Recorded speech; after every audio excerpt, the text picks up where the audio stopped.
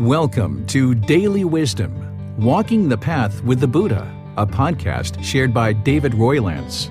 This podcast is dedicated to guiding you to completely eliminate the discontent mind and the suffering it causes by attaining enlightenment. Learn and practice the teachings of Gotama Buddha that will guide you to fully attain a peaceful, calm, serene, and content mind with joy. To support this podcast, visit patreon.com/support Buddha or visit buddhadailywisdom.com, where you will discover a full range of courses, retreats, and online learning resources to assist you on the path to enlightenment. Now, here's our teacher to share more.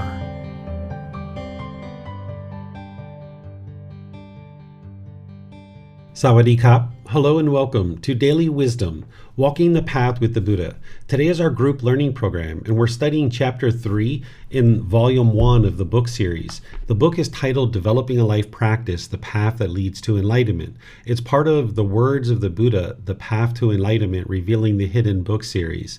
Here's where we're really starting the heart of the book, and we're going to be getting into some very core and central teachings of the Buddha to be able to help you move the mind to this enlightened mental state. Today's class is on Chapter 3, which is titled Enlightenment. What is enlightenment?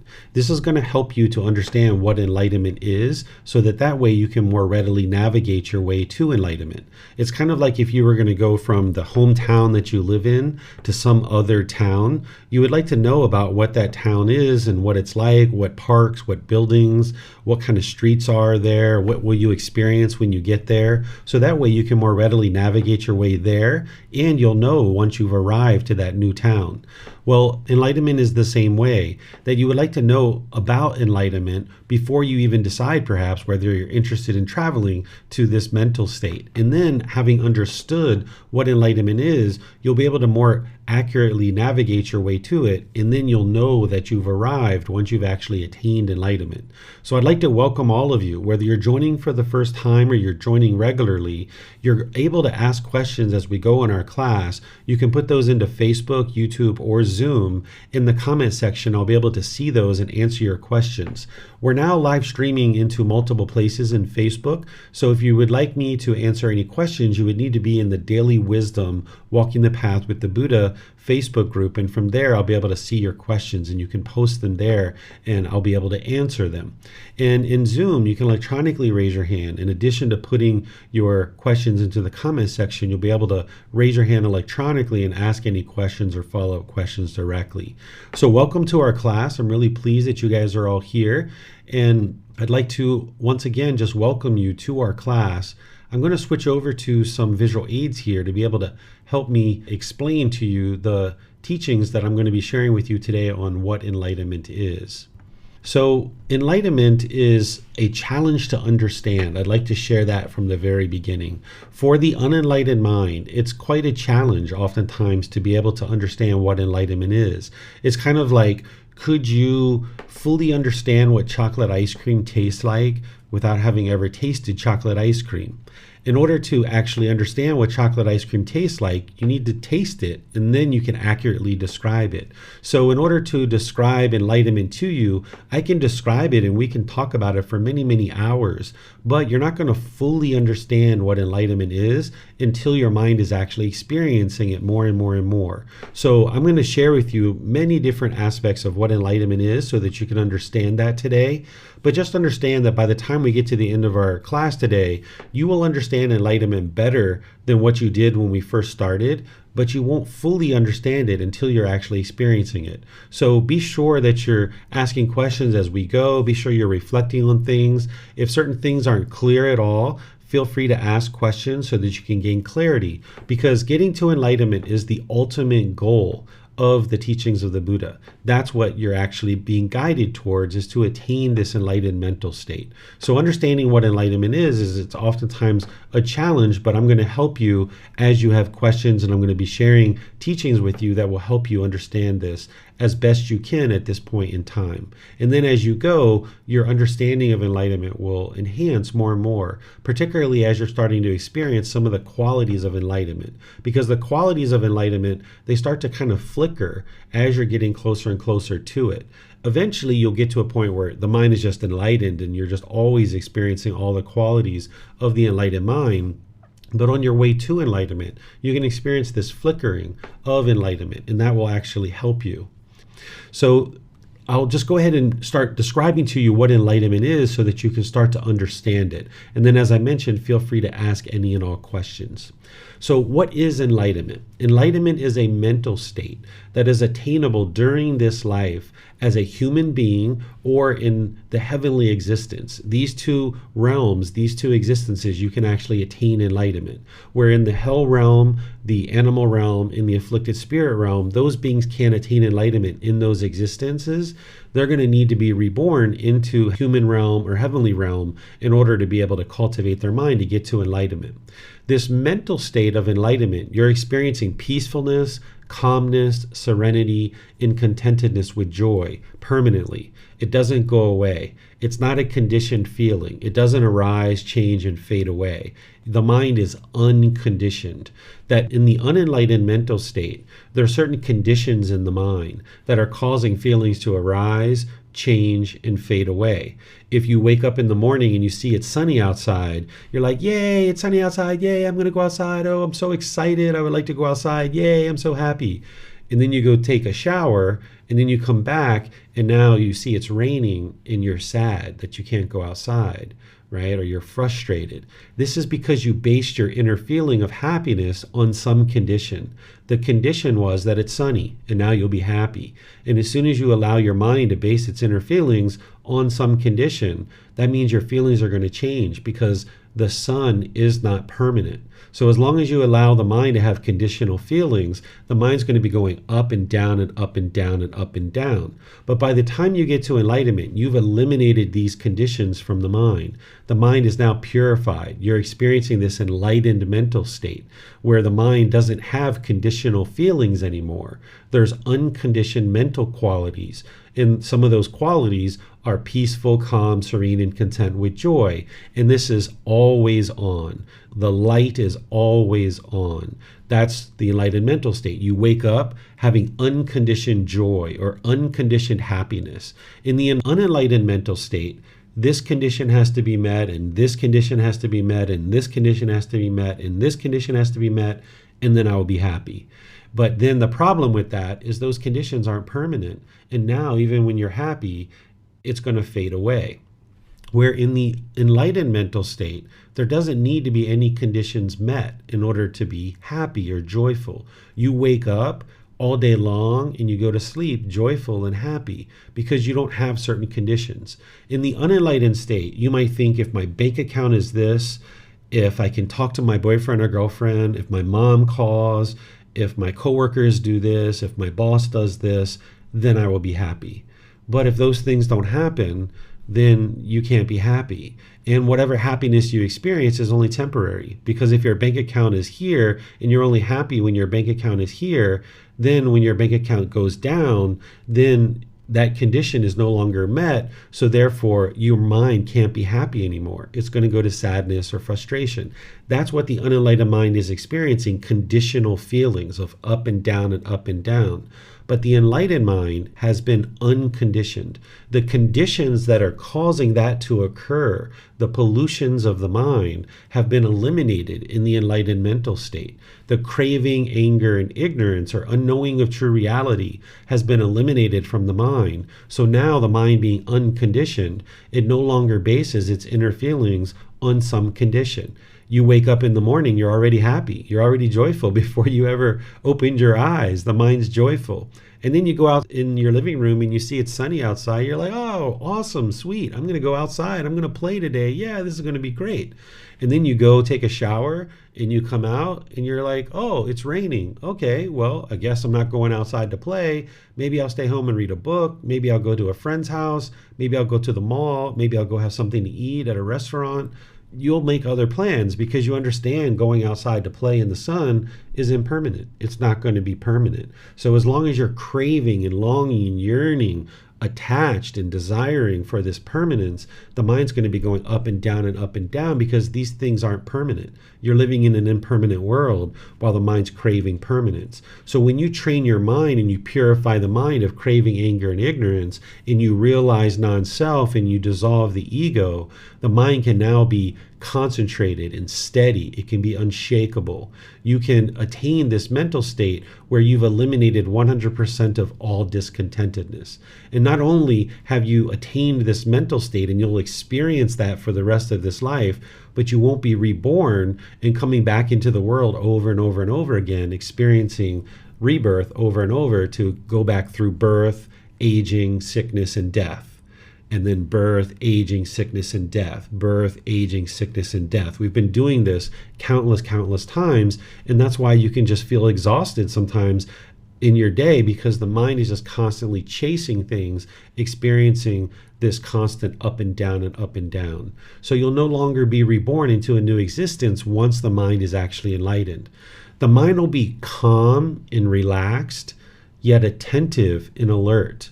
This is oftentimes not attributed as being together. Oftentimes, if you think calm and relaxed, you might think lethargic or lacking energy. But an enlightened mind can be calm and relaxed, but yet attentive and alert. And this mental state is attained during this life, and you experience the benefits of that for the rest of your life, or you can attain this mental state at death as well. It's not ideal, but it's the next best thing because at least you're not going to be reborn. If you put in time, effort, and energy to get to enlightenment in this life, then you can enjoy the rest of this life in this mental state. And life can be at ease, you can be completely fulfilled and completely satisfied. So while enlightenment itself is a mental state that you attain during this life, the path to enlightenment is a purification of the mind through training the mind to eliminate the conditions that are keeping it in the unenlightened state. So this path to enlightenment, what you're doing is you're learning about the mind. You're learning about these natural laws of existence. You're not believing the teachings. You're learning, reflecting to independently verify and practice so that now you can apply the tools and techniques that are shared by the Buddha to purify the mind and eradicate the pollutions so that now you can experience that brightness and the radiance and the joy coming through. When you don't understand the natural laws of existence and your mind is polluted, you will have struggles and difficulties in the world that almost seem endless, that almost seem like you're hitting your head up against a wall and you're just struggling or kind of walking through the mud. You can feel like that in the unenlightened state. But by the time you get to enlightenment, things are very light. The mind is tranquil. The mind is peaceful. You can go through life with ease. There'll be certain challenges that you encounter, but you'll just address those challenges with wisdom. There'll be certain wisdom that you apply to the situation, and now applying that wisdom, you'll be able to overcome whatever situation that is or whatever challenge that is. You'll be able to meet it with wisdom. But when you have craving, anger, and ignorance in the mind, you're going to struggle and have difficulties, and it's going to seem like you're walking through the mud, and you're going to get exhausted, and you're going to feel completely depleted in some situations. By the time the mind gets to enlightenment, your mind is uplifted and it's bright and it's radiant. You never lose your energy. The mind is just always ambitious and enthusiastic. You have initiative. You have a willingness to do something. Where in the unenlightened state, you can go up into these excited periods and then you can drop off and be completely exhausted because you've overexerted yourself. But by the time you train your mind to come to the middle way, which is something we're going to be talking about in chapter 6, when you're practicing the middle way, the mind is at ease and you can maintain your enthusiasm and your motivation while you're also calm and relaxed, but yet the mind is attentive and alert. Some people describe enlightenment as happiness or ultimate bliss. This describes what is being experienced in the jhanas. The word jhana, it doesn't translate to one English word, or I would just use that English word. This is one of those words that doesn't translate to just one English word. What a jhana is it's a preliminary phase that the mind goes through before you get to the first stage of enlightenment. We're going to be talking about the 4 stages of enlightenment today, but there's these jhanas that you experience prior to the first stage of enlightenment. And there's 4 stages of enlightenment, and there's also 4 jhanas as well. The way that you can think about these preliminary phases called the jhanas is there's a certain amount of meditation that needs to be absorbed and a certain amount of mental absorption that needs to occur where the mind is absorbing the teachings and practicing the teachings and absorbing the meditation. These things are being soaked into the mind over a consistent long-term period. And as you're experiencing the absorption of meditation and mental teachings and absorbing the mental discipline and the other things that you're learning, the mind moves into these jhanas where you're experiencing improved qualities of mind before it moves into the first stage of enlightenment. Well, when your mind moves into these jhanas, there can be this ultimate bliss. There can be this excitement. It's like something you've never experienced before.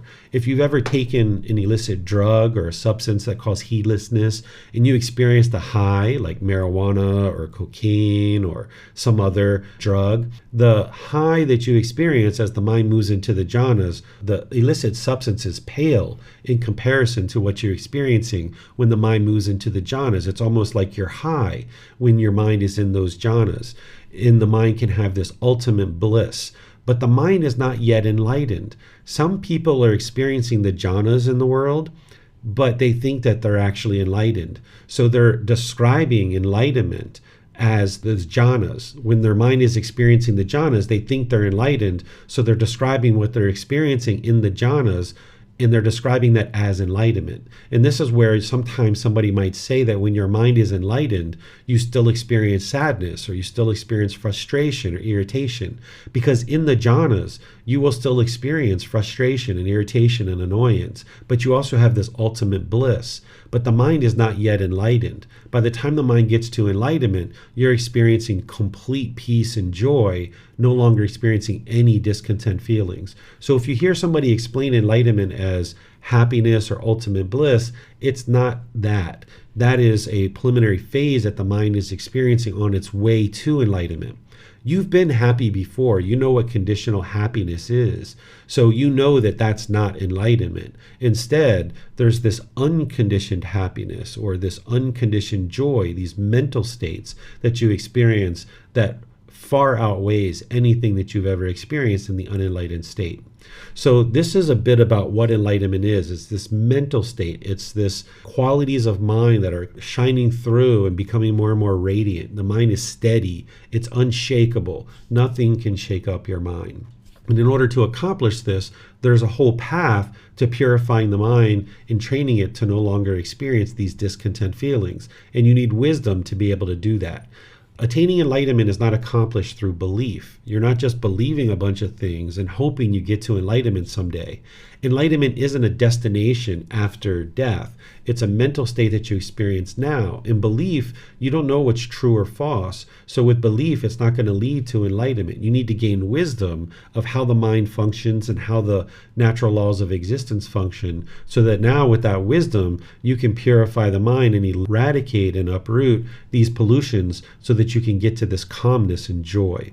The advantages of getting to enlightenment are that the mind is peaceful, calm, serene, and content with joy. And this is a permanent mental state. It doesn't arise, change, and fade away. Your mind is just always in that mental state from the time that you attain enlightenment all the way through. And there's not like a switch. It's not like either it's on or it's off.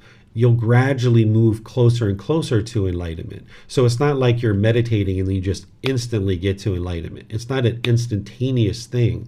It's a gradual progression. And the qualities of the enlightened mind start shining through more and more as you are eliminating more and more of the pollutions of the mind. You start noticing that the qualities that I'm describing here are going to start shining through more and more. And that peace, calm, serenity, and contentedness with joy are certain mental qualities that you start experiencing, even for a few minutes, a few hours. But by the time you get to enlightenment, it will have been 1 year, 2 years, 3 years, and you haven't been angry, you haven't been frustrated, you haven't been irritated, and you'll experience these other qualities too, like a high degree of focus, concentration, deep memory, and clarity of mind. This is part of what you're experiencing, because when you have pollutions in your mind, you're going to have difficulties being focused and concentrated. Your memory is going to have challenges. You're going to have difficulties with clarity of mind. But as you eliminate those pollutions, the focus, concentration, memory, and clarity of mind starts shining through. And you will have eliminated those discontent feelings. If you can remember all the times you've ever been angry and frustrated, or feeling lonely or bored, or feeling resentment or stress or anxiety, that takes a lot of time out of your life to just sit around and be bored and lonely and frustrated and irritated and annoyed. When you get rid of all that stuff, you're going to have a lot more time in your life to be able to spend to do the things that you truly enjoy. And this is why by the time you get to enlightenment, life is fully fulfilling. It's very satisfying because you're no longer experiencing this up and down of the discontent feelings. You'll notice that you'll have deep wisdom about life and about the path to enlightenment and about how the mind functions, about the natural laws of existence. There's going to be this deep wisdom in the mind, and you'll be able to be polite, kind, friendly, and respectful towards all beings. There's probably certain people in your life right now that you have a bit of resentment or maybe hostility towards. Maybe there's a bit of rub in your relationship where you can't reside peaceful and joyful in all situations in this relationship. That's normal for the unenlightened mind. But by the time you get to enlightenment, you've eliminated those pollutions of mind. You can reside polite, kind, friendly, and respectful towards all beings. Even if somebody's doing something that you disagree with, you can still be polite, kind, friendly, and respectful to them. Right now, you might find that to be challenging, but as you eliminate these pollutions, you won't find that to be the case, that you'll be able to have healthy relationships with all people around you. You won't be causing harm to others in the world, so harm won't be coming back to you. Your personal and professional relationships will be conducted with ease. You'll notice that they'll really blossom, because right now you might find it a real struggle because you might be talking harsh or bitter or hostile in certain situations. You might be aggressive. You might be putting your expectations on people. And as you're doing this, it can create rub in your relationships and difficulties. But by the time you eliminate the pollutions of your mind, your personal and professional relationships can be conducted with ease, and these relationships can blossom because you're not tugging and pulling at each other. When both people have craving, desire, attachment, you're kind of tugging and pulling at each other back and forth, and this can really put a strain on your relationship. There's some core central teachings that you're going to need to learn in order to get to enlightenment. This is the three universal truths, the Four Noble Truths, the Eightfold Path, the Five Precepts, the Brahma Viharas, the 10 fetters, the 7 factors of enlightenment, and you're going to need extensive meditation training. These are all teachings that I'm going to be sharing with you in this group learning program and others as well. You're going to be learning all of these and others. This is where people actually start with their learning on the path to enlightenment, is they usually will start with these core teachings, and that's why I have these as part of the group learning program, because this is a foundational program. So you'll tend to find these same core teachings in all the foundational courses and retreats and programs that I teach, because this is what you're going to need to learn, reflect, and practice to really get started on the path to enlightenment and start being able to see the truth and the wisdom in the teachings of the Buddha. And as you're acquiring that wisdom, you'll see that there's no belief in his teachings, and the condition of the mind will be improving.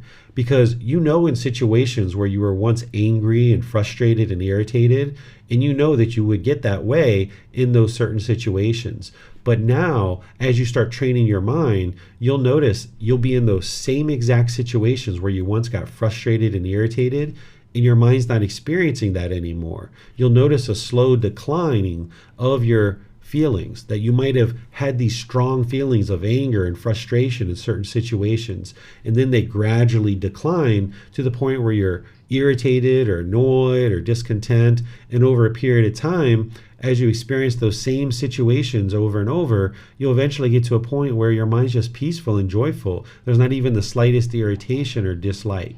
And it's through learning these core central teachings that you would be able to actually accomplish that, not through belief, by learning, reflecting, and practicing. And that's where you'll acquire the wisdom and see the truth that the teachings are leading to this improved mental state.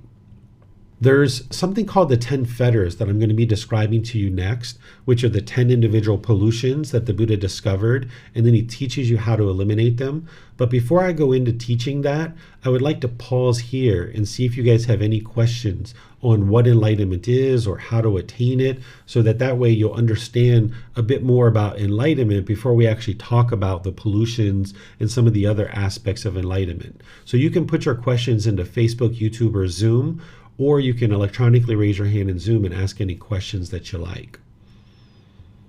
Okay, I see you guys in YouTube there. Thank you guys for those messages to let me know about the sound. Okay, it looks like we have some questions coming in here on Facebook. Mayu Lee is asking, does everyone need to experience the 4 jhanas before attaining enlightenment? And the answer is yes, everybody will experience the jhanas. As they're making their way through the Eightfold Path and developing the Eightfold Path, their mind will move into the jhanas. Some people are confused and they think that you have to only meditate, and it's only in meditation that you'll experience the qualities of the jhanas. This isn't actually true. You wouldn't be able to meditate your way to the jhanas, and you wouldn't only experience the qualities of the jhanas in meditation. It's all the factors of the Eightfold Path that lead to you experiencing the jhanas, not just meditation, but all the factors. And we're going to be teaching the Eightfold Path 2 weeks from now as part of Chapter 5. And once your mind is in the jhanas, you're experiencing those qualities outside of meditation and inside meditation. Your mind is residing in the jhanas. It's not only experienced during the meditations themselves. So if you practice the teachings of the Eightfold Path and you're clearing out the pollution of your mind through practicing the Eightfold Path, you'll notice that the qualities of the mind that are described in the jhanas are starting to be experienced. Because as you decrease the pollutions, then the qualities of the enlightened mind start to kind of peer through a bit because you've reduced a certain amount of the pollutions. But in the jhanas, there's still pollution in the mind. It's just that you've reduced it to a certain degree, that there are certain qualities that are starting to shine through in the jhanas. So yes, everybody who makes their way to enlightenment would have went through the jhanas and the 4 stages of enlightenment to actually get to enlightenment. And then your other question here, Mayu Lee, is the jhana obvious when you are experiencing them?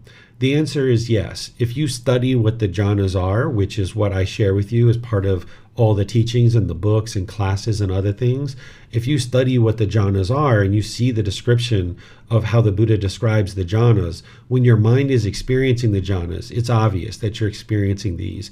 And this can be like a real breakthrough for you to be able to eliminate doubt about the Buddha's teachings, because when you read his teachings and you see what he's describing as the jhanas, and you've learned and practiced the Eightfold Path, and you start experiencing those, it kind of hits you like, oh my goodness, this person described something 2,500 years ago that you would experience if you practiced his teachings. And I've practiced his teachings for a certain period of time, and now your mind is experiencing those same qualities that he was describing. So he described something 2,500 years ago that you're experiencing now.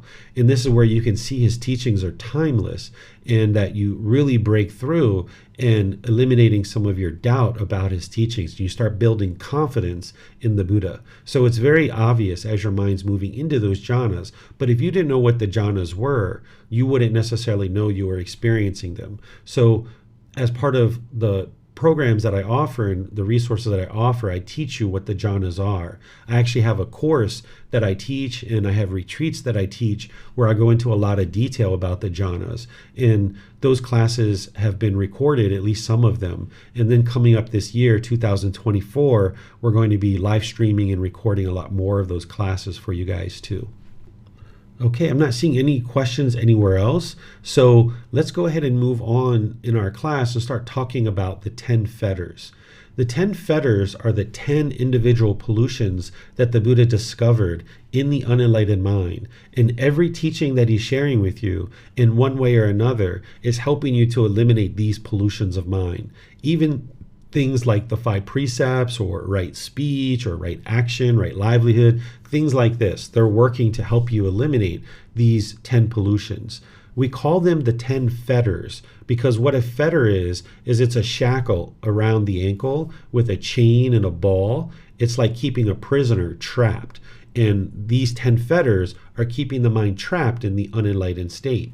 Some people refer to them as taints or pollutions or defilements. So generally, informally, we refer to them as the 10 fetters, but you'll oftentimes hear me or other people talk about them as pollutions or taints or defilements.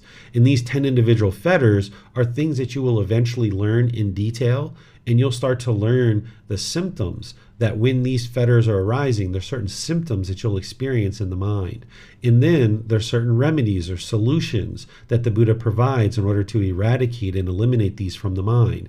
And then there's a way to figure out whether you've actually eliminated any one of these particular fetters. So these particular pollutions are in the unenlightened mind and they're affecting you day by day by day, whether you're aware of them or not. But the more that you're aware of them and you see the symptoms arising, you can take action to actually eliminate them from the mind. And this is the gradual training, gradual practice, and gradual progress, that you can't just snap your fingers and eliminate these fetters. So I'm going to describe some of these fetters to you so that you can understand what they are, and I'm going to describe a little bit about how you would eliminate them, just to kind of get you acquainted with them a little bit. And then as you go in your training and your development in various courses and retreats and things like that, you'll learn about these in a lot more detail. So here, the first one, personal existence view. This is where the mind has the misperception or the false belief or the misunderstanding or the confusion that this body or this mind is who you are as a person. And now there's a certain self-image that the mind is clinging to, and you're wanting to be perceived in the world a certain way. And there's a certain self-identity in the mind that the mind wants to be perceived in the world a certain way. And when agreeable things are happening based on your self-image and self-identity, you'll get pleasant feelings. But when you experience disagreeable things or disagreeable contact, you'll experience painful feelings related to this personal existence of you arising. So let me give you some examples. Like if I wear these white clothes and I think that this is who I am, and somebody says to me, "Wow, David, you look so handsome in those white clothes." Wow, okay, you might sit up straighter and you might feel really great and you get all these pleasant feelings because somebody just complimented you about your self-image. But now, because of impermanence, it's only a matter of time before somebody says something degrading and disparaging. If you formed your inner feelings of happiness and excitement on the condition that somebody is complimenting your appearance and you think this is you, now when somebody says something degrading and disparaging, you will get angry or frustrated or irritated. And you can't control what other people say or what they do. So by hearing somebody say something degrading and disparaging about your self-image, now you're going to experience those painful feelings. But you can get liberated from that by eliminating personal existence view, this pollution where your mind's clinging to this appearance, thinking that this is who you are. If you've ever spilt chocolate ice cream, since we're talking about chocolate ice cream, or you've ever spilt spaghetti sauce or pizza sauce on your clothing and you were embarrassed, this is because of your personal existence view. Your mind was wanting to be perceived in the world a certain way. And now when this spaghetti sauce got spilled on you and you're in a public setting, you're embarrassed. Or if you ever saw a wrinkle and you got all shaken up, or you had a pimple or a mole in a place that you didn't want to have a mole or a pimple, and your mind got shaken up, this is because of your personal existence view. Or if you got a gray hair and your mind got all shaken up, or if you're losing your hair and your mind got all shaken up, that's because you're clinging to this body, thinking that this is who you are, and now wanting to be perceived in the world a certain way. When you're experiencing this impermanence, your mind doesn't like that. And the same thing is happening with the self-identity. There's a certain self-identity that you might be holding on to, like your culture or your ethnicity, the country you were born in.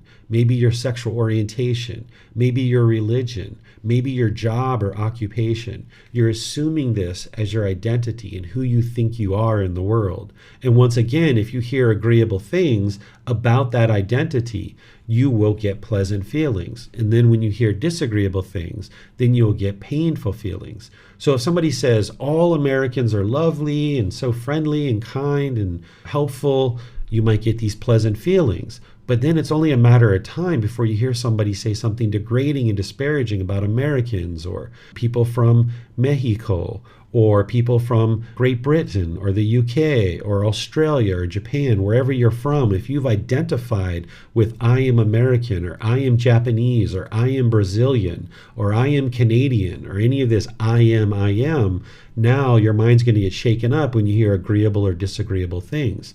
And then say you have a certain job or occupation and you've adopted this as your self-identity, like I am an electrician, or I am a construction worker, or I am a truck driver, or I am a politician, or I am a police officer, I am a lawyer. And once again, if people say kind and agreeable and pleasant things, you'll get those pleasant feelings. But when somebody says something disagreeable or degrading, you'll get frustrated and angry. You'll get painful feelings because the mind is identifying with these roles as who you are. Or say you lose your job for some reason. You might feel like a part of you is missing and a part of you is gone. So if you've had a job for a particularly long period of time and your mind started to identify with this is who you are, and then you no longer work in that job, you might have really struggled during that time frame. Maybe you retired or you got laid off or something else. Or say you were in a certain relationship. You were a boyfriend or a girlfriend or husband or wife, and now you identified with this is who you are as a person.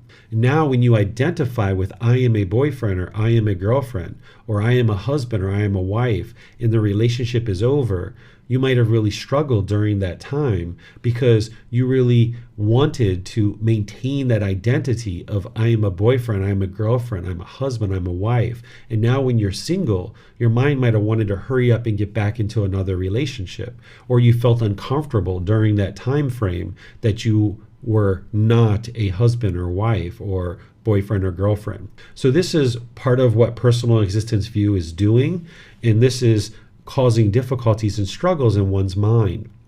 And as long as this is in there, you will have discontentedness as a result.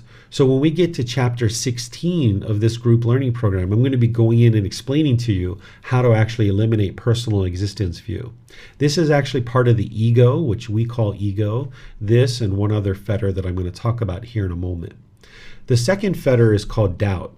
What doubt is where there's doubt about the Buddha, the teachings, the community, your teacher, or your own ability to attain enlightenment, that you have doubt about the teachings. And it's very common for the mind to have doubt about the teachings, but you don't eliminate doubt through belief. You don't eliminate doubt through faith.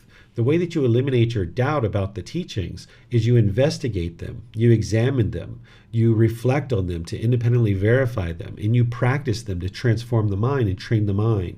And as you're eliminating the doubt about the teachings, then you'll develop this confidence where you will have confidence in the Buddha. You will know with 100% certainty that this man lived because his teachings that he shared are working to improve the condition of your mind. You will have confidence about his teachings because you will have seen a certain amount of progress in the development of your mind. You will have confidence in the community that you're part of. This community that is together, our online community and our community in person around here in Chiang Mai and other parts of the world, we're developing an international community of practitioners that are learning the teachings in English. And this community of people are here to support you and encourage you on the path to enlightenment. You need to do the work, but this community is here to support you. And you're learning things from other members of the community where you observe someone speak in very kind and polite ways, or you see someone's very friendly or very generous. You might say, wow, I really like the way that Amber is so kind or so friendly, or Steve is so generous. I really like the way he does that. Maybe I'll start doing that a bit. So you start to have this confidence in your community that you're part of because you see that they're encouraging you on the path to enlightenment. If you've experienced a certain amount of progress in the condition of your mind, you also start developing confidence in your teacher, that you see the teachings that they're sharing with you are leading to the improved condition of your mind. So you start developing this confidence that your teacher can actually guide you to enlightenment. And because you've been doing the work, you start to develop this confidence in your own ability to attain enlightenment because you see that the condition of your mind is improved. So the way that you eliminate doubt is by investigating and examining the teachings, reflecting on them to independently verify them and practice them, and get to the point where you see improved condition of your mind. There's some students that can see that in a few days. There's some students that can see it in a matter of weeks or months. They get to the point where they have no doubt that the teachings have improved the condition of their mind. And it just takes time to gradually wear this away. And you can actually harness this doubt in a positive way. If you have doubt, which most people do, coming to the path to enlightenment, harness that. Develop the mind to be inquisitive. If you can say, you know what? I do have doubt, 100%. I don't at this point, but at one time I did. I had doubt. And I was like, you know what? I have doubt. I don't know whether the teachings of the Buddha lead to enlightenment or not. But you know what? I'm going to investigate these teachings. I'm going to harness this doubt and make it to create an inquisitive mind where I dig through the teachings of the Buddha and try to figure out, do they actually lead to enlightenment or not?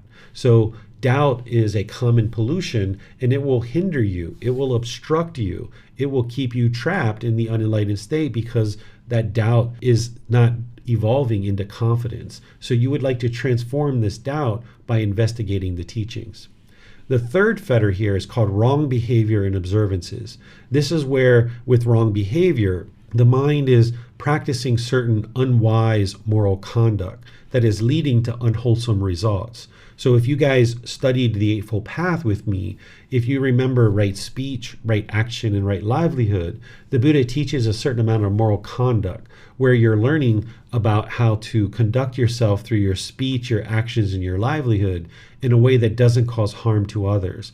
Because when you cause harm to others, this harm will come back to you. So by the time you've eliminated wrong behavior, you're practicing moral conduct to the level that's in the Eightfold Path. What I described as right speech, right action, and right livelihood, you've eliminated those aspects of your practice. Things like eliminating lying, and slander, and harsh speech, and frivolous speech. And as you're doing this, you'll see your personal and professional relationships improve, and you'll see the condition of your mind improving. So wrong behavior is eliminating the unwise moral conduct that's going to produce unwholesome results due to this cause and effect of the natural law of karma. So you'll be practicing wise moral conduct that's leading to wholesome results. The wrong observances part of this is where you understand that rites, rituals, ceremonies, and worship doesn't lead to any improvement to the condition of the mind. It doesn't lead to enlightenment. There's no rites, rituals, ceremonies, or worship that's going to lead to an improved condition of mind in terms of getting you to enlightenment. Sprinkling water on you, tying strings on your wrist, pouring water here or there, taking a wafer on your tongue, those things by themselves aren't going to actually produce wisdom. That's what you need in order to transform the mind. You need to get to wisdom. So sprinkling water on you, it's nice and refreshing, particularly if you're here in Thailand where it's kind of hot and humid sometimes, but by itself, it's not going to produce any kind of improvement to your wisdom. In fact, the mind stays in this delusion and confusion and this misunderstanding. So you would need to understand that these observances, these rites, rituals, ceremonies, and worship isn't leading to an improved condition of mind. If you chose to go to church with your family and they're singing and you're singing and having a good time and all these other kind of things, okay, great. Go have fun at the mosque or the synagogue or the church or these kinds of things. But when people start doing rites, rituals, ceremonies, and worship, it's important for your mind to understand that these things don't cultivate wisdom and it's not going to produce improved qualities of your mind. So you can choose for yourself what you would like to do in the world, but you at least need to get to the point where you can see very clearly that these types of things isn't improving your wisdom. Then there's central desire and ill will, which we'll be talking about in other courses and at other times in this particular program. But what I'm going to do is just kind of move into the higher fetters and just kind of introduce you to one of these, or maybe two of these here, so that you can understand what these fetters are. Let's talk about the 8th fetter of conceit. What this is this is where the mind's arrogant, prideful, having boastfulness, where the mind is judging other people and you're measuring and comparing yourself and putting yourself above people and putting yourself below people, thinking that you're superior or inferior to other beings. And this is very detrimental to your mind, because if you put yourself above people and you talk down to individuals, this arrogance and boastfulness is going to be kind of pushed away. You're going to be pushed away by other people because they don't like that arrogance and that boastfulness. But also, if you put yourself below people, this is going to be problematic too, because your mind is going to be uncalm and unsettled. So as long as you're putting yourself above people and below people, you're going to talk and you're going to act and you're going to have intentions in a way that's arrogant and prideful, or you're diminishing yourself around people. You need to get to the point where you just see everybody as equal, that you see yourself as equal and everybody around you is equal. Other people might put themselves above you or below you, but it would be unwise for you to do that. So you would like to be calm and steady and confident, no matter who you're with. If you meet a famous celebrity or you're with the president or prime minister of your country, you would like to be stable and steady and calm and collected. But if you have conceit where you're measuring and comparing, putting yourself above or below people, your mind can't accomplish that. So as long as you have this conceit in the mind, your mind will experience being shaken up. So it's the personal existence view in the conceit that we call the ego. During the lifetime of the Buddha, the word ego didn't exist. So he talked about personal existence view, which has certain symptoms and certain remedies or solutions to fix that. And then he talked about conceit, which has certain symptoms and certain remedies and solutions to fix that. So it's good to understand them as two separate pollutions, but just understand that we're combining this in today's modern language as the ego. It's not until you eliminate personal existence view and conceit that you dissolve the ego. And because this is so important, chapter 16 is all about dissolving the ego. So I'm going to be teaching you that when we get to that point. And then kind of like the fetter of all fetters is number 10. This is called ignorance, or the unknowing of true reality. Some people refer to this as confusion or misunderstanding or even delusion. What this is this is where the mind just doesn't understand what it doesn't understand. Things like the three universal truths or the Four Noble Truths. When you studied the Four Noble Truths with me, if you've done that, you might have had this breakthrough where you can see without a shadow of a doubt that your mind is experiencing discontent feelings based on craving, desire, attachment. Your mind is causing its own discontent feelings.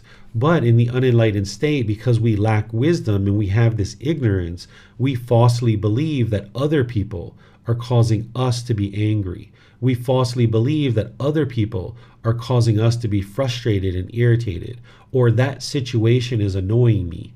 That's because of the ignorance, the unknowing of true reality. The Buddha didn't use the word ignorance in a derogatory way. We're translating the words that he spoke into this word ignorance. The word ignorance today has more of a derogatory connotation to it, where one is talking down to somebody. That's not the way that a Buddha would speak. That's not the way an enlightened being would speak. So that's why I like to use the phrase unknowing of true reality, or confusion or misunderstanding. That's what really describes this 10th fetter, where the mind doesn't understand things like the Eightfold Path and the 5 precepts, the 3 poisons or the 3 unwholesome roots, the natural law of karma, the cycle of rebirth, all of these teachings and others, which are going to be shared in this program and all the books that I share. This is helping you to gain wisdom. And that's why you're taught from the very beginning not to believe anything that I say and to not believe anything that I write in books, because belief isn't going to transform ignorance. Belief, you don't know what's true or false. You're just believing because somebody told you to believe. What you're trying to do is get to wisdom. That's what's going to antidote and transform the ignorance. And you do that through learning, reflecting to independently verify and practice. That's how you eliminate the ignorance. And ignorance is the last fetter that is eliminated. You don't eliminate ignorance just purely through intellectual learning. There is a certain aspect that's intellectual learning. You need to do a certain amount of that. But through that reflection and practice, that's where you're really transforming the ignorance. You could intellectually understand the teachings of the Buddha, but you're not practicing them yet. And that means that ignorance is still in the mind. So if somebody intellectually understands the teachings of the Buddha on something like right speech, but they're still using wrong speech, that's because there's still ignorance in the mind. They haven't quite figured out how to move those teachings into practice. So ignorance gets fully eradicated through your practice, but you need the intellectual learning to be there in order to support your practice and to be able to actually practice the teachings. There's 4 individual stages of enlightenment that you experience. As you're eliminating the fetters, the mind moves through the 4 stages of enlightenment. The 4 stages have names. The first stage is called stream enterer. The second stage is called once returner. The third stage is called non-returner. The fourth stage is called arahant. An arahant is an enlightened being. So we call it stream enterer because by the time you get to this first stage of enlightenment, you've entered the stream. Much like a log enters the stream, that log is going to eventually get to the ocean. It's just a matter of time. So by the time you get to the first stage of enlightenment, you're going to get to enlightenment. It's just a matter of time. It's either going to happen in this life or some future life with a maximum of 7 rebirths. So once you enter the stream as the first stage of enlightenment, this is a really important time in your development on the path, because while your mind's in those preliminary phases of the jhanas, your mind can regress and it can move backwards. But by the time you get to the first stage of enlightenment, your mind won't regress from there. And in order to get to the first stage of enlightenment as a stream enterer, you need to eliminate the first 3 fetters: personal existence view, doubt, wrong behavior, and observances. Then the second stage of enlightenment as a once returner, you've already eliminated the first 3 fetters and you've just thinned out number 4 and 5, which is sensual desire and ill will. Then the non-returner, this third stage of enlightenment, you will have eliminated all the 5 lower fetters: personal existence view, doubt, wrong behavior and observances, sensual desire, and ill will. And by the time you get the arahantship, or you're an arahant, or the mind is actually enlightened, you will have eliminated all the lower fetters and all the higher fetters too, like desire for form, desire for formless, conceit, restlessness, and ignorance. You would have eliminated all the lower and higher fetters. The mind is now enlightened. When you get to the first stage of enlightenment, you will have significantly diminished your discontentedness. It's just a mere fraction of what it once was when you were off the path to enlightenment.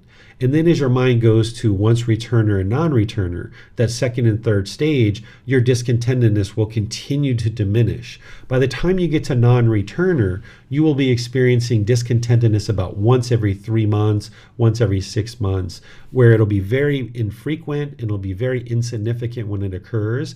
And oftentimes beings in that third stage of enlightenment can experience complacency because they're not experiencing much discontentedness, and it's very insignificant when it occurs. So you need to be diligent and dedicated to your practice in continuing to practice to get rid of all the cravings, desires, attachments that are causing the mind to experience even the slightest discontentedness. It's like a rag. You want to wring out this wet rag and get rid of every last little drop of water that's in this rag. The same thing is true about your mind. You would like to get rid of every last little craving that's in the mind so that now your mind can move into arahantship, where you won't experience any discontentedness whatsoever for the rest of this life. The mind will be peaceful, calm, serene, and content with joy. You'll have the focus, the concentration, the clarity of mind, the deep memory. You'll see your personal, professional relationships will blossom. You won't even be in a bad mood any longer because you've eliminated 100% of all the pollutions in the mind. Then there's an individual that we refer to as a Buddha. A Buddha is very rare in the world. The last one that the world is currently aware of existed over 2,500 years ago. A Buddha is an arahant. They've eliminated all the 10 fetters. It's not a stage of enlightenment. sometimes depending on where you might have learned, someone might have taught you that everybody who gets to enlightenment is a Buddha. But this isn't what the Buddha said. The Buddha talked about arahantship and enlightened beings being very different than what a Buddha is. And he talked about a Buddha being very rare in the world. It's very rare for a Buddha to arise. So I'm going to explain to you what a Buddha is so that you'll know what a Buddha is. But just understand that a Buddha has attained enlightenment. They are an arahant, but they've done so in a very unique way. A Buddha attains enlightenment through their own efforts without any guidance from any teachers. They don't have teachers or guides. They're able to navigate their way to enlightenment through their own independent journey.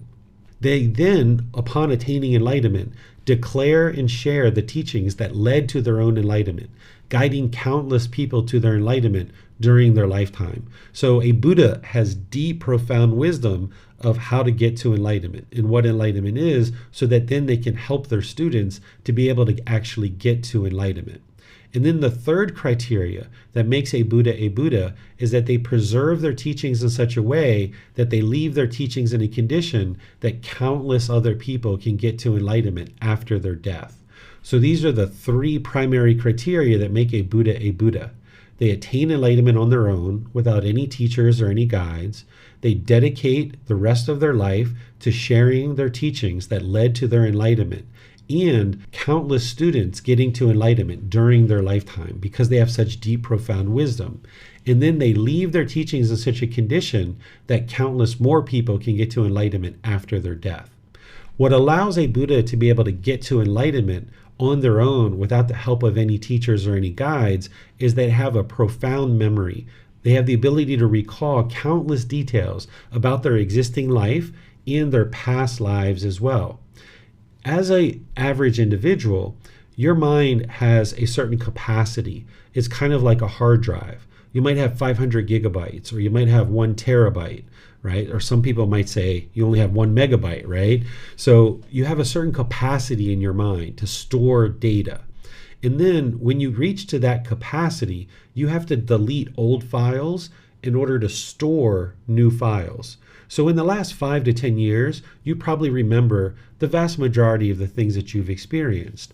But if you talk about your childhood, you kind of have spotty memories about what went on during your childhood. That's because you had to delete your old files in order to store new files. A Buddha's mind doesn't work this way. A Buddha's mind has an unlimited capacity. They're able to remember things from this life in excruciating detail, and they can remember things from their past lives in excruciating detail. And because of that, they can accumulate wisdom over multiple lifetimes, and then in their last life, all that wisdom accumulates into them being able to attain enlightenment on their own without the help of any teachers or any guides. So this profound memory is allowing a Buddha to then be able to get to enlightenment by themselves. And this is why they're very rare and very unique in the world. Their mind and their memory doesn't function the way that another human being functions. Their mind functions the same in terms of craving, anger, and ignorance in the unenlightened state. But in terms of their memory and their recall, it doesn't get overwritten. Their mind doesn't get overwritten. They actually can store countless details about their existing life and their past lives. And then because of their profound wisdom about these pollutions and about the path to enlightenment, they can quickly determine the condition of the mind of another person and then help that individual with teachings to eliminate certain unwholesome qualities of their mind and to cultivate certain wholesome qualities in their mind. And they only do this in order to help other people. But they don't just push their way into people's lives and start telling people what to do and how to do it. They use this quality with their students so that when their students coming to them for help, they can observe the qualities of their students' mind, and then they can more readily offer them teachings to be able to help them. Because there isn't anything external that's going to help you know that a Buddha is a Buddha. It's not like every Buddha has their ear turned a certain way, and as soon as you see their ear turned that way, you'll know that they're a Buddha. Instead, one of the real powers of a Buddha is that people don't know that they're an actual Buddha. And a Buddha doesn't need to go around and tell everybody that they're an actual Buddha. by being humble and by remaining quiet about the fact that they're a Buddha, they can then observe the quality of people's minds around them. And then as they observe the quality of those individuals' minds, as those people choose to study with them, they can then offer them teachings to be able to help them. If everybody knew who a Buddha is because their ear was turned a certain way, people would be on their best behavior around this individual, and it would render this ability that they have worthless. It would not be able to be used. But by people not knowing who a Buddha is, it allows a Buddha to hold on to this ability. They are able to practice the ability of being able to see the condition of other people's minds and then being able to help them with teachings. So it helps them to be able to help people get to enlightenment, and that deep wisdom and the ability to essentially read people's minds. It allows them to then be able to help this person to navigate to enlightenment more clearly and more directly. And then lastly, one of the aspects of a Buddha is that a Buddha has a deep practice of their own teachings. They're a living, breathing, walking example of their teachings. They lead by example. They're not going to teach right speech and then practice wrong speech. Instead, the way that a Buddha teaches is through their spoken words. And nowadays they would have books and other things like that. But during the lifetime of the Buddha, he would have taught through his spoken words, but then he was also teaching through his actions as well, because a student is observing the way that he interacts in the world. And through his speech, through his actions, the way that he conducts himself in the world, people could learn the teachings and they could see how to practice. So a Buddha understands that they need to be a living, breathing, walking example of their teachings so that people can learn and understand how to practice the teachings to be able to transform their mind. So these are some of the aspects of the 4 stages of enlightenment and what an actual Buddha is. Now let's talk about what enlightenment isn't and how to know that your mind isn't enlightened. The best way to know that the mind is not enlightened is that the mind will still experience discontentedness. These are conditioned feelings. So remember that an unenlightened mind is going to experience conditional happiness, conditional excitement, conditional elation and thrill, exhilaration, euphoria. It's going to be based on some condition, where by the time you get to the enlightened mind, you're going to have unconditional happiness, unconditional joy. And you're also will be experiencing the sadness, the anger, the frustration, the irritation, the annoyance, the guilt, shame, the fear, the stress, the anxiety, those feelings as well. And even boredom, loneliness, shyness, displeasure, unsatisfactory state of mind, resentment, jealousy, all of these discontent feelings and others are going to be experienced in the unenlightened mind. The unenlightened mind is going to have disappointment. You're going to be disappointed because you have certain expectations and things don't meet your expectations. So you're going to feel disappointed in certain situations. So one of the ways to know that your mind is not enlightened is that you'll be experiencing discontentedness. If you have a craving or desire to tell other people that you're enlightened, then your mind isn't enlightened yet.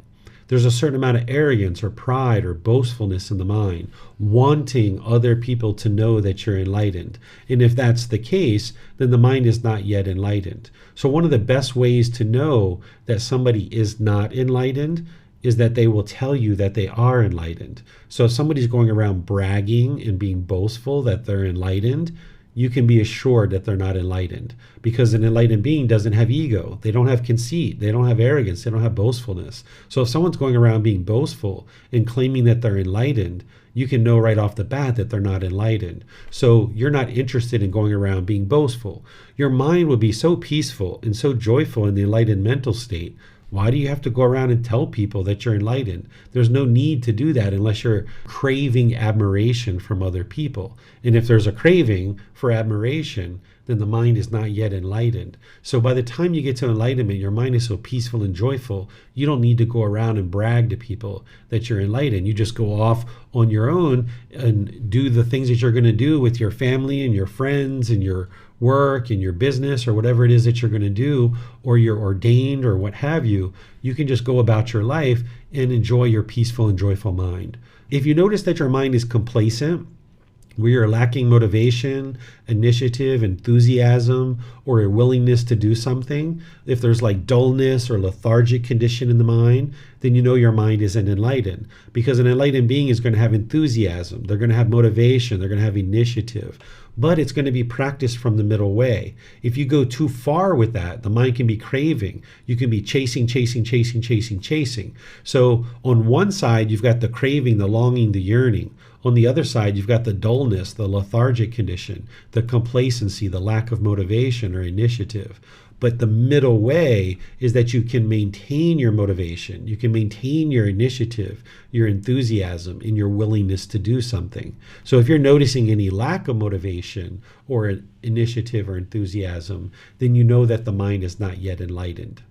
So this is what I have to share with you guys today on this topic. And I'd like to just open up to any questions that you guys might have, because again, remember, the more that you understand about what enlightenment is, the more readily you can navigate your way to enlightenment. And then you'll actually know that you've actually attained it once your mind has actually attained enlightenment. So you can put your questions into Facebook, YouTube, or Zoom, or in Zoom, you can electronically raise your hand and ask any questions or follow-up questions directly. I see that Francis has his hand up. So Francis, if you'd like to go ahead and ask your questions, you can go ahead and do that. Okay, this is pertaining to the factors on the elimination of desire of form and formless.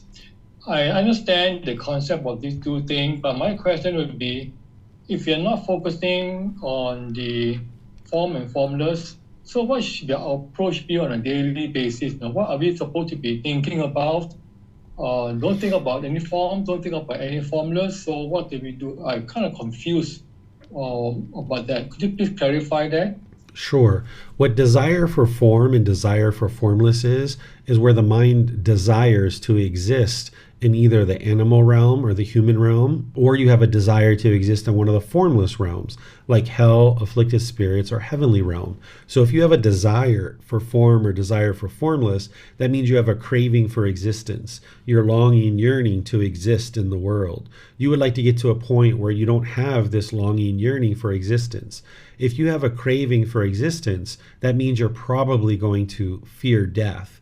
And you're going to be discontent as you get closer and closer to death because you're craving to exist in the world. Your mind can't be peaceful and joyful. You haven't accepted your own death in the fact that there is impermanence and that this existence is not permanent because the mind is still craving existence. So you would like to get to the point where you understand that you were born, that there's going to be all this impermanence through your life, and that there's going to be death at the end of this. There's no way around that. That's going to occur. So that by the time you train your mind, and there's ways to specifically eliminate these cravings for form and formless, there's certain techniques that you use, you would like to get to the point where you don't fear death and that you don't crave existence, but you don't crave non-existence either, because that would be the opposite. There's craving existence where you want to exist, but then there's also wanting to commit suicide and ending your life too. And that's on either side of the spectrum. You would like to come to the middle where you understand that you're in existence and your mind is in the present moment and you're experiencing whatever is in the present moment. But you understand that this present moment, this existence is not permanent. Okay, I understand that, but I think you haven't still answered my question about my big concern that, so what should we be thinking about, that, I'm not fearing of death. I know it will come one day. And so what should we be, I don't know how I'm going to phrase this question, is that how should we do on a daily basis? Don't think about anything about this, just continue practicing the path. Is that how we approach it? What I would suggest you focus on each day is training your mind to get to enlightenment, because that's what's going to end all the grief and pain and displeasure and all the other discontent feelings. Of course, you need to focus on family time, you need to focus on work, you need to focus on all these different things that you have, your personal hygiene and these kinds of things, but all of this is in concert with your enlightenment. That when you're spending time with your family, you're looking to spend time quality, right? Your quality time, that you're using right intention, right speech, right action, that when you're at work, you're focused on practicing right livelihood, and that you're also practicing that mental discipline. So what I would encourage people to focus on in their day-to-day life is getting to enlightenment. And that's what this whole program is focused on. You're going to learn something in chapter 10 called the way of practice. This is where the Buddha boils his teachings down into 3 things to do on a day-by-day basis. He teaches you to practice generosity, where you're giving and sharing your time, effort, energy, and resources without any expectation of anything in return. So practicing generosity, and then that you're practicing moral conduct. That's your right speech, right action, and right livelihood, because as long as you're causing harm in the world, this harm is going to keep coming back to you, and you're not going to experience a peaceful and joyful mind or a peaceful and joyful life. So focusing on your moral conduct and focusing on meditation and training your mind in meditation. So on a day-by-day basis, it's generosity, moral conduct, and your meditation that you would like to be doing on a regular basis. But all of that's in concert with developing your understanding of things like the 10 fetters and the Eightfold Path and all these other things that you're going to need to learn that I share slowly but surely in this group learning program. Okay, I understand. So I just focus back on the path. That's it, and don't think about all this the form and formless thing. Just let it be. Just let it happen the way it is and all that. Yeah. Yeah, the Buddha never taught to fear the cycle of rebirth. He never taught you to have guilt or shame about it. Instead, you apply yourself each day for the amount of time that you have in this life to learning and practicing and developing your mind. And if you get to enlightenment, that's absolutely wonderful. You're going to have such a peaceful mind, such a peaceful life. You're never going to be reborn ever again, and it's outstanding. You've done what had to be done. But if for some reason you fall short, okay, so be it. You're going to be reborn, but you're going to be wiser in that new rebirth, and you're going to be able to experience an improved rebirth. So if you're going to need to experience rebirth, okay, so be it. But don't accept rebirth as a default. Instead, set your sights on arahantship, where you're working to eliminate the 10 fetters, and you're actively, gradually, consistently working towards that each day with determination, dedication, and diligence. But you're not craving to get to it. But you're also not indifferent in doing nothing either. You're in the middle where you're gradually working towards this goal, objective, or interest. Okay, got it. Thank you. You're welcome. We have a question from Steve coming in here on Zoom. It says, it seems that if someone is enlightened, that they cannot say they are enlightened. Do enlightened beings know that each other are enlightened? Is enlightenment kept as a secret? The answer is that an enlightened being isn't going to say that they're enlightened. It's not that they can't say it. It's that they just don't have a reason to say it. There's no purpose. There's no ego there. There's no craving for admiration. They're just going to choose not to say it. The teachings of the Buddha, they're not rules or commandments. So they're just not going to choose to say that they're enlightened because there's no need to say that they're enlightened. Their mind is so peaceful and joyful, they don't need to go around and tell people that they're enlightened. Do they, enlightened beings, know that each other are enlightened? So by the time you get to enlightenment, you're going to know what enlightenment is, and your mind is experiencing that you'll be able to more readily determine if somebody else is enlightened or not. That's not the goal of your practice. That's not what you're trying to accomplish, but you will have accomplished that because you will know that your mind is enlightened, and you will know what the qualities of the enlightened mind are. So when you come in contact with somebody else, you'll know whether they're enlightened or not, because as soon as you see someone get frustrated or irritated or disappointed, or they're using wrong speech or having wrong action, or they're blaming other people for their discontent feelings, you'll know right away that they're not enlightened. So as you get to know somebody more and more, you can know whether somebody's enlightened or not. It's very easy once your mind is actually enlightened. But that's not what your goal is, to go around and determine if other people are enlightened. But you will have that ability by the time you get to enlightenment. Is enlightenment kept as a secret? It's not necessarily that it's a secret. It's just that there's no reason to share it with anybody. Enlightenment itself and how to get to enlightenment, I'm trying to make sure that it's not a secret. I'm trying to share it with more and more people in the world through all these classes and books and resources and live streams and all that kind of stuff by bringing the teachings into the world. So it's not a secret in terms of what can be shared in order to get to enlightenment, but in terms of your own enlightenment, you're not going to go around and blab it, right? You're not going to put it on your Facebook page like, by the way, I'm enlightened, or calling up your mom like, hey mom, by the way, aren't you so proud of me? I got to enlightenment. It's not like somebody comes out from a curtain and gives you a certificate, right? That's the interesting thing about enlightenment, is that normally the way that our mind is kind of taught in the unenlightened state is we put in all this work for something like a high school diploma or a bachelor's degree, a master's degree, a PhD. We put in all this work, and at the end of that, we get to walk across the stage, we get to shake someone's hand, and we get to accept a diploma, and we can hang the certificate on our wall and show everybody that we've accomplished something. Well, enlightenment is not that way. Instead, you're doing all this work, you're going through all these challenges, and then what you get at the end of this is you get the peaceful mind, you get the joyful mind, you get your personal professional relationships that blossom, you get the concentration, the clarity, the focus, the deep memory. You get to experience ease in life and such comfort. You get to experience no discontentedness. The mind is joyful all the time, but no one's going to hand you a certificate and say, here you go, you're now enlightened. By the time you get to enlightenment, you will know that your mind's enlightened because it's been 1 year, 2 years, 3 years, or however long, and you haven't experienced any discontentedness. But there's no certificate or propping yourself up or boastfulness and declaring to other people that you're enlightened. During the lifetime of the Buddha, he told people that he was a Buddha, and he told people that he was enlightened, but he met a unique set of variables that we don't have today.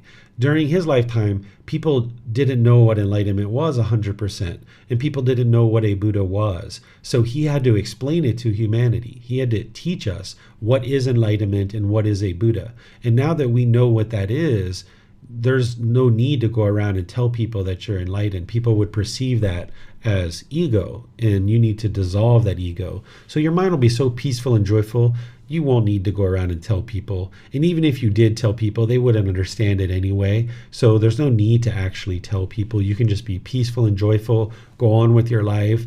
The way that I describe it is I say, an enlightened being, all they need to do is they walk with wisdom and a smile. When they walk down the street, they're walking with wisdom and they're walking with a smile. And that individual knows that their mind is enlightened, but they don't have the boastfulness and looking down on people. Instead, they have such loving kindness and compassion for other beings that they have this concern for the misfortune of others, that when they see people struggling, they have nothing but loving kindness and compassion for those beings, because they know the struggles that they went through to be able to get to that enlightened mental state. And here's somebody that's still struggling. And it's really unfortunate when you see that, but it's a concern that you have, that you're not sad because you see that, but you just have concern for those beings. Great questions, guys. Steve says, no certificate? Makes sense. Thanks, teacher. All right. Let's see if we have some questions coming in on our other platforms as well.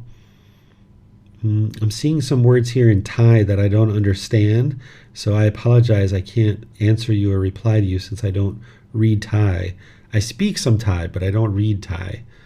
All right, let's see. Let me see if we have any questions in Facebook. I don't see any in Facebook other than the thank you from Mayu Lee, who's thanking me for the questions I answered earlier. Okay, I'm not seeing any other questions. So what I'll do then is just end class the way that I typically will end class, by thanking all of you for joining for today's class. Because whenever you're deciding to be dedicated and determined to learn and practice to be able to get to enlightenment, this is helping you. It's helping those close to you, and it's helping all of humanity. This is why I thank you at the end of each class, because it helps you to be able to learn and practice, because you're training your mind and you're getting closer and closer to this peaceful and joyful mental state. Each time you meditate, each time you come to class, each time you're asking questions, each time you're reading, you're getting closer and closer to enlightenment, and this is wonderful for you. It's also wonderful for the people close to you, because you're going to be causing less and less harm through your intentions, your speech, and your actions.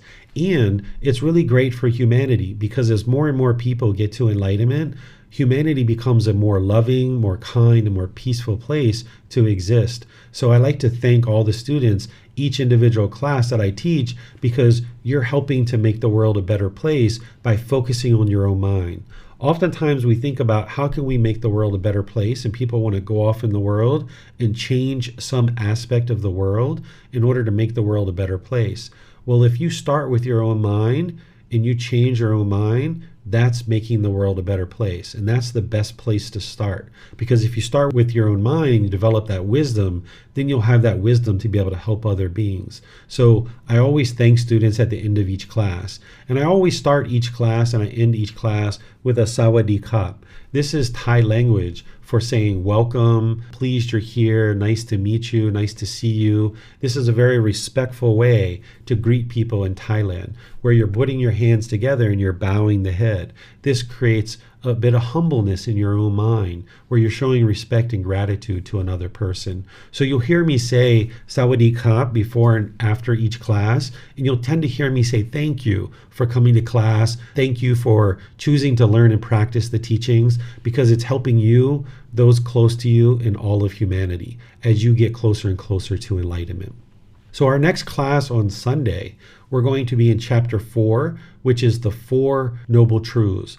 Establishing right view. This is where you're going to have a breakthrough to be able to understand what's causing your discontent feelings and how to actually eliminate them. If you learned this previously, as I taught this in the group learning program, this is another opportunity to refresh your memory. I usually teach this a good 3, 4, 5 times in any one group learning program to be sure that it's firmly soaked into your mind to help you establish right view, where you can see the problem in the unenlightened mind, the cause, the elimination, and the path forward. So I'm going to be teaching you the 3 universal truths and the 4 noble truths next week.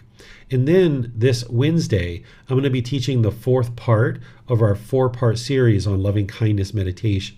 We're going to be finishing that up this Wednesday, and then the following Wednesday, we're going to be going into a 4-part series on Buddhist chanting. So I'm going to be helping you guys learn those teachings over the next coming classes. And then you're going to be seeing various courses and retreats starting to be live streamed more and more from our temple, because I've now been able to purchase some equipment to be able to live stream directly from the temple. So you're going to start seeing courses and retreats being able to be live streamed from there and recorded for you to be able to learn. So I'd like to thank all of you guys for any generosity that you've been practicing to be able to help me afford to pay for things like the equipment at the temple and all the other various things that I use in order to share these teachings through live stream and all the other methods that I share the teachings. So anybody who's been practicing generosity with me, I really appreciate your help, and thank you so much. We'll see you guys in one of these future classes. Have a very lovely and wonderful rest of your day. Sawadee Kap. Thank you for listening to this podcast. To provide support for this podcast, visit patreon.com/support Buddha. To access more teachings, visit buddhadailywisdom.com. There, you will discover a full range of courses, retreats, and online resources to assist you on the path to enlightenment. Remember to establish a daily, consistent meditation practice, along with learning and practicing these teachings. A well-developed meditation practice is the foundation in which to train the mind to attain enlightenment.